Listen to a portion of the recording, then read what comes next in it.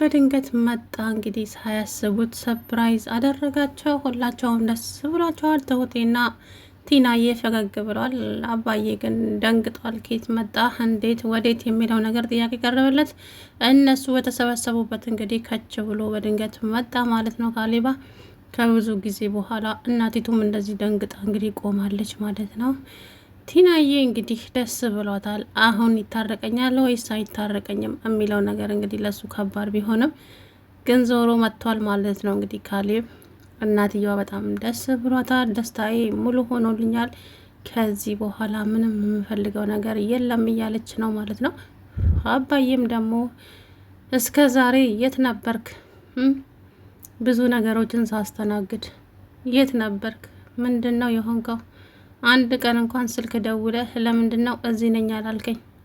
አባዬ ከባድ ሁኔታ ውስጥ ነበርኩኝ፣ ለሱ ደግሞ ይቅርታ እጠይቃለሁ ብሎ የእናቱ እግር ላይ እንግዲህ ውድቅ ብሎ እናቴ ስለመጣሽ ደስ ብሎኛል፣ በህይወት ስላለሽ። እኔ እንኳ በህይወት ያለሽ አልመሰለኝም ነበረ፣ ሁላችንም ተስፋ ቆርጠን ነበር ብሎ እንግዲህ በጣም ግን ደስ ብሎታል። ሁላቸውም ተደናግጠዋል። ቲናዬ እንግዲህ ታሪክ ሰርታለች ማለት ነው። አባዬን ከስራ አስፈታችሁ። ናቲ ደግሞ እንዴት ታስፈችዋለሽ? ምን ለማድረግ እየሞከርሽ ነው? ለምንድን ነው እቅዴን የምታበላሽብኝ? አላማሽ ምንድን ነው? ይሄ ሰውዬ እዛው እስር ቤት ውስጥ እንዲበሰብስ ነው የምፈልገው። አንቺ ማን ነው አስወጪ ያደረገሽ? ማን አዞሽ ነው? ዜድ ሰውዬ ጤና የለህም እንዴ? እኔ እናንተ እኮ በምንም አንገናኝም። ጤና የለህም። የሰጠውሽን ገንዘብ አንድ ሁለት ብለሽ ቆጥረሽ ታመጫለሽ። እውነት የሰጠኸኝ ገንዘብ ባንክ የሚቀመጥ መሰለህ እንዴ? ደፋር። እውነቴን ነው የምልሽ ቲና፣ ዋጋ ትከፊበታለሽ ለዚህ ንግግርሽ። የምልሽን የማታደርጊ ከሆነ እንደፈለግክ ማሰብ ትችላለህ። እኔ ግን ስራ ይሰርቻለሁ በአግባቡ። ምንድን ነው የሰራሽው? እስኪ ንገሪኝ።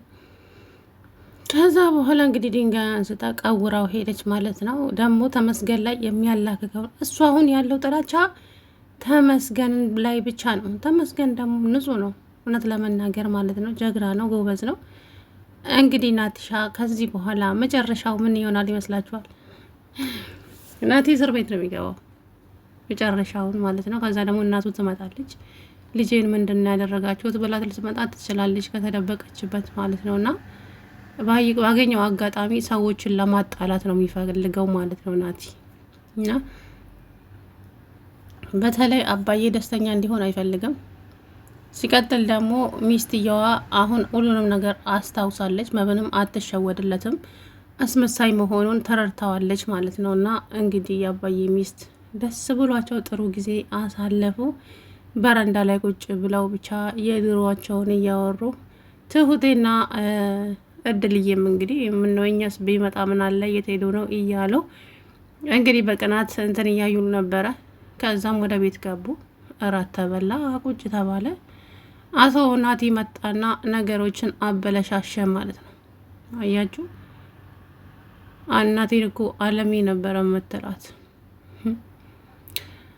በጣም ነበር የሚወዳት አለና አጣላቸው ማለት ነው። ሴትይቱ እንግዲህ በአይኗ ቁጭ ብድግ አደረገችው ማለት ነው። ከዛ እሱ በጣም ደስ አለው ናቲ። እንደው ለድራማው ባይሆን ኖሮ መቼም እንጃ ኔ ብቻ የናቲ ስራ እኔ በጣም ነው ያስቀኝ። ተንኮሉ ግን እኮ አይሳካለትም። የምሬን እኮ ነው። ምንም አሁን ለናቲ ምን ተሳክቶለት ያውቃል? እስኪ ንገሩ። አንድም ነገር ተሳክቶለት አያውቅም። ወሬ ያወራል እሱ ወሬ ያወራል ቁጭ ብሎ። ተመስገን ግን ተግባር ላይ ያውለዋል የሱን ወሬ ማለት ነው። እና ተመስገን ጀግና ነው። እሱ ተመስገን ውሸታም፣ አጭበርባሪ፣ አስመሳይ ብቻ እንደዛ እንደሆነ ነው ለሰዎች የሚነግራቸው ማለት ነው። እና እሱ ደግሞ ንጹህ ሰው ነው ተመስገን። ትሁቴ ይህንን ነገር ተናግራለች። ተመስገን ኃይለኛ ነው እንጂ አጭበርባሪ ወይም ውሸታም አይደለም ብላ ተናገረች። ለሱ እየወገንሽለት ባልሆነ አዎ በወገንለትስ ምን ችግር አለው? ትሁት እንዴት ነው የምታስቢው? እኔ እኮ እጮኛሽ ነኝ። ኧረ አልረሳሁትም አቶ ናቲ እጮኛ መሆንህን። ግን እውነታው ይሄ ነው። እውነታውን መቀየር አትችልም። ተመስገን አጭበርባሪም ሆነ ውሸታም አይደለም፣ ኃይለኛ ነው። ሲነኩት አይወድም። ከዛ ውጭ ግን ምንም እንትን አይለም። ከዛ እንግዲህ ብዙ ነገር አወራ፣ ብዙ ነገር አደረገ፣ ግን አንዱም ነገር አልተሳካለትም። አሁንም እንግዲህ በሰርጉ ጉዳይ በሽምግልና ጉዳይ ተስፋ ሊቆርጥ ነው ማለት ነው ናቲ። ምክንያቱም የትሁት ቤተሰቦች በጭራሽ ናቲን አይመርጡትም። አባዬ ግን ትላንት አንድ ነገር ብሏታል ትሁትን። እንደው ሆኖ ናቲ ቢመረጥ ምን ልታረጊ ነው? ልታገቢው ነው እንዴ? አባዬ አባቴን ጠንቅቄ አውቀዋለሁ። ስለዚህ ናቲን እሺ አይለውም አይቀበለውም አለች። ሀይ ተይህኔ ልጅ፣ እኔ ግን እዚህ ነገር ውድድር የሚባለው ነገር ቢቀር ይሻላል። ግን ናቲ ከተመረጠ በኋላ አንቺም ችግር ውስጥ ትገቢያለች፣ ችግር ይፈጠራል። ስለዚህ ይህን ነገር ብታቆሚ ይሻልሻል። አባዬ እባክህ ዛሬ አሁን ያንተ ደስታ ነው። ስለዚህ ደስታህን አጣጥም። አይ ትሁቴ፣ የኔ ደስታ ሁሌም ደስታ ነው፣ ግን ያንቺ ነገርም ያሳስበኛል። ልጄ እኮ ነሽ። ምክንያቱም ናቲ የሚባለውን ሰው ከህይወትሽ ውጭ አባዬ፣ ከሽምግልናው በኋላ ሁሉም ነገር ያበቃል። አዎ እኔም ለዛ ብዬ ነው ትሁቴ፣ አይኑን ማየት አልፈልግም እዚህ ቤት ውስጥ። ምኑም እያማረኝ አይደለም። ሁሉንም ነገር ነግረውኛል። ይሄ መሰሪ ነው፣ ግን ከዚህ በኋላ እኔ ያለሁ አይዞሽ አላት አባዬ። እንግዲህ ተመስገንና ትሁቴም እንግዲህ ያው አሁን ላይ ተስማምተዋል። በነገራችን ላይ ተመስገን ትሁትን እኮ ይወዳታል እንጂ 30 ሴት ማፍቀር ይችል ነበር እስካሁን ድረስ ማለት ነው። ግን ይወዳታል በጣም ስለሚወዳት፣ እሷም ደግሞ አልፈልግህም ምናምን ያለችው ግን ከልቡ አልነበረም እስከ ዛሬ ማለት ነው። የምር ትወደዋለች። የልጁ አባት አይደል እንዴ? ስለዚህ አሁንም ዞሮ እንግዲህ ያው ከሱ ጋር ልትሆን ነው ማለት ነው። እድልዬ ደግሞ ግን ይመስለኛል እድል እስከ ዛሬ ስታወራ የነበረው ለሷ እንደ ቀላል ሆኖ ስታየው ነበረ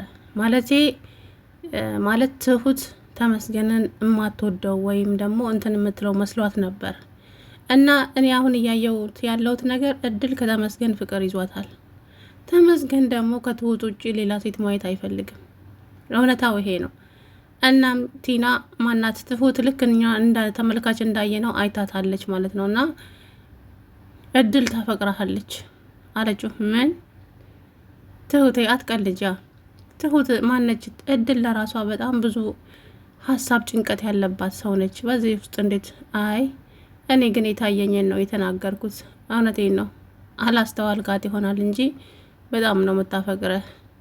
በዛ ላይ ደግሞ ይሄን ሰሞን እኔ እናንተ ወደ ሰላም ስለሆንን በጣም እየተናደደች ነው ምናምን አለችው ማለት ነው። እና እንግዲህ ትሁቴ ትቀኛለች እንዴ አንተ አበሳጨኛ ምናምን አለችና ብቻ ተስማምተዋል። በመስማማታቸው ደስ ብሎኛል። ትሁቴና ተመስገን እንዲጋቡ እኔ ምኞቴ ነው ማለት ነው። እና ምንም ቢሆን ምንም የልጇ አባት ነው። ገብቷችኋል አይደለ? ስለዚህ እድልዬ ደግሞ አይዞሽ አንቺን ቤተሰቦችሽን ታግኝና ዋናው ትልቁ ነገር ቤተሰቦችሽን ማግኘት ነው። ወንድ ሞልቷል ማለት ነው። ስለዚህ ቤተሰቦችሽን እድል አሁን አባዬም የትም አትሄጅም፣ እዚህ ሆነሽ ስራሽን ማነው ትምህርትሽን ትማሪያለሽ፣ የሚያስፈልግሽን ነገር በሙሉን ያደርግልሻለሁ። ስለዚህ ሰው ቤት የሚለውን ነገር ታዩ። አይ አባዬ እኔ ለብቻዬ በሁለት እግሬ መቆም አለብኝ፣ ጥገኛ መሆን አልፈልግም። ስለዚህ ሰርቼ ራሴን ማስተዳደር እችላለሁ። ተየኔ ልጅ እንደዛ አይሆንም። እሷም ፍቅሯን አትነፍግሽም፣ ግን ከዚህ እንዳትሄጂ እባክሽ ቢላትም ግን እምቢ አለች ይመስለኛል። አባዬ አሁን እንዳትሄድ ከከለከላት ተመስገን ከመጣ ተመስገን እድልን ያፈቅራታል ማለት ነው።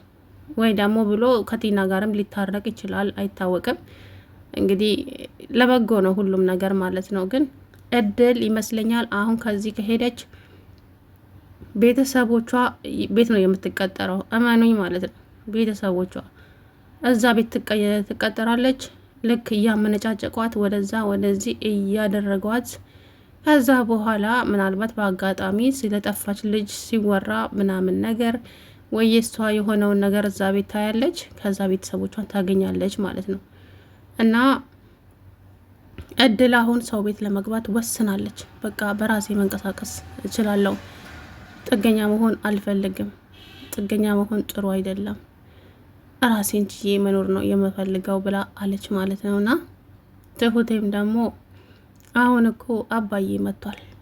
በፊት እኮ አባዬ ስለሌለ ነው ሁሉ ነገር ጨለምለም ያለብን። አሁን አባዬ መጥቶ ይኸውልሽ ቤቱ በአንድ ቀን እንዴት እንደበራ አይተሽዋል። አየሽ፣ ምሰሶ ስለሌለ ነው። ስለዚህ አባዬ መጥቷል፣ ሁላችንንም ማስተዳደር ይችላል። እናም እባክሽ እዚሁ ሁኚ አለቻት። እንድትሄጂ አልፈልግም፣ የትም እንድትሄጂ አልፈልግም። ከዛ ትናንት ምን አለች እና ሽምግልና ሊላክልሽ ነው፣ ደስተኛ ነሽ አይደል? በጣም ተደስተሻል ምናምን አለቻት፣ ጥርሷን ነክሳ። አላቅም እድል ምን እያሰበች እንደሆነ ትሁት ላይ ማለት ነው። ወይ ከናቲ ጋር ተሻርካ ናቲ ተመስገንና ትሁት እንዳይጋቡ እንዳታደርግ ብዬ ፈራው ማለት ነው አሁን ላይ። ምክንያቱም ናቲ የሚባለው ሰው ዝም ብሎ የሚቀመጥ ሰው አይደለም። እሱም ተናግሯል፣ ከመሸነፍ ሞቴን እመርጣለሁ ብሏል። ያ ማለት ይሄዳል እስከ ጥግ ድረስ ማለት ነው። ክፋት ነው በቃ በክፋት ታውሯል። እና እንግዲህ ናቲሻ አላቅልህም ምን እንደምታስብ ምን ለማድረግ እንዳሰበ የማውቀው ጉዳይ የለም። ግን ትላንትና በጣም ነው ያስገረመኝ ማለት ነው። ቲና ደብድባው ሴት ደበደበችው እንዳይባል ተመስገን ነው ይመታኛል ወይ ተመስገን ስቃ ያለመብቃቱስ እንዴ! ቲናዬ ግን የሆነ ጀግና ናት። አኮርታኛለች የምር ቀወራ አብሮጠች እኮ እኔ ቲና ማን እንደሆን ካላወቀኝ ማለት ግን ይበቀላታል ቲናን።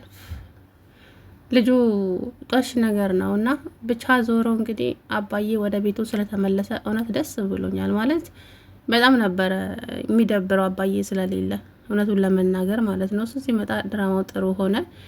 ሚስቲቱም እንግዲህ ሁሉንም ነገር አስታውሳለች። አለሜ አንቺ እኮ ማንሽ ስሟ ምህረትዬ አንቺ እኮ ድሮ ኃይለኛ ነበርሽ፣ በጣም ኃይለኛ።